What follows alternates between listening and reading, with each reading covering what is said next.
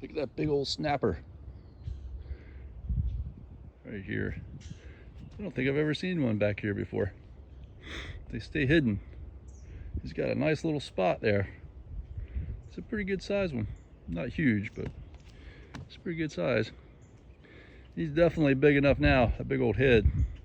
He hasn't got to really worry about anything around here getting him, other than a person, I guess. I wonder how many years old. They can kind of count the certain markings or rings on the shell and get a pretty good idea of how old a turtle is. He's probably going to run away here when I get down here, but he gets lots of food back here. Don't you, snapper? Big old snapper. He's got some feet. They're pretty neat creatures, but you don't want to put your finger down in front of one. There's several different kinds of snapping turtle. And I think we have a couple of varieties here. And I usually think of,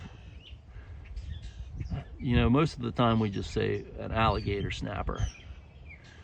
And I never spent much time trying to look at the difference, but the shells are different. The alligator snapper has more texture, more contour on its shell.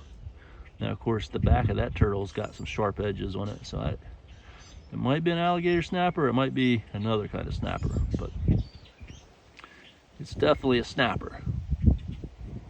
And they got those very camouflage heads. You see its head looks kind of like all mossy, and in fact, the older they get, and depending on where they're at, they grow a lot of moss on them. And they're very ancient creatures, and they're very good at surviving. They eat a lot of stuff, and they can eat on something for days and days, so they can get things that are quite a bit bigger.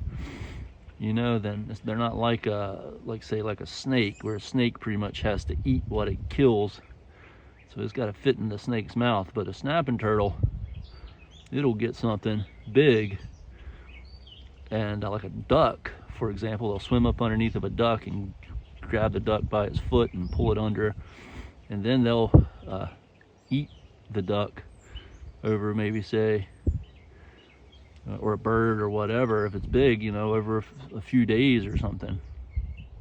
And so they're pretty good survivals. I don't know technically around here what their number one food is. They can catch fish too. They have a way to lure fish in.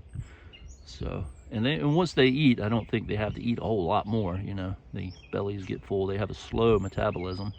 They live a long time, and then of course most of the winter they're not dormant, but they're dormant. You might even say hibernating. And so, pretty neat to see them though. You don't see them all that often because they hide so well. Unless you go someplace where you can get them to come up to the surface. Where you feed them and they come up. Then of course you can see them all you want, like down at Pea Island or up at that place in Kerala or somewhere like that. But out here in the wild, they stay pretty hidden. Big old tail. Look at that tail on him. Yeah, it's got spikes on it like a dinosaur. Like the common ancestors between the dinosaurs and the birds.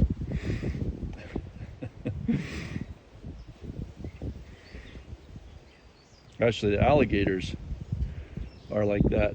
The alligators, especially crocodiles, I think even more so than even maybe the alligators. I'm not sure which one. I mean, they're crocodilia. They're all part of the same family, but there was the crocodiles are quite a bit different than the other reptiles. They got some different metabolism and whatnot. And I think that's really where they draw a connection between where reptiles and the birds and the dinosaurs. The dinosaurs, I think, are more closely similar in general, or at least the last dinosaurs, to our modern birds. But if you look at the crocodile, for example, its feet look like birds' feet, and so there's a common. And the dinosaurs were kind of a cross between or sort of in the middle between the birds and the reptiles. Something like that. But anyhow, Snapper, you look like a dinosaur to me. It's very nice to see you this morning. All right, well, that was a nice little find. I love you, and make sure you just appreciate all these wonderful things that we have in our world.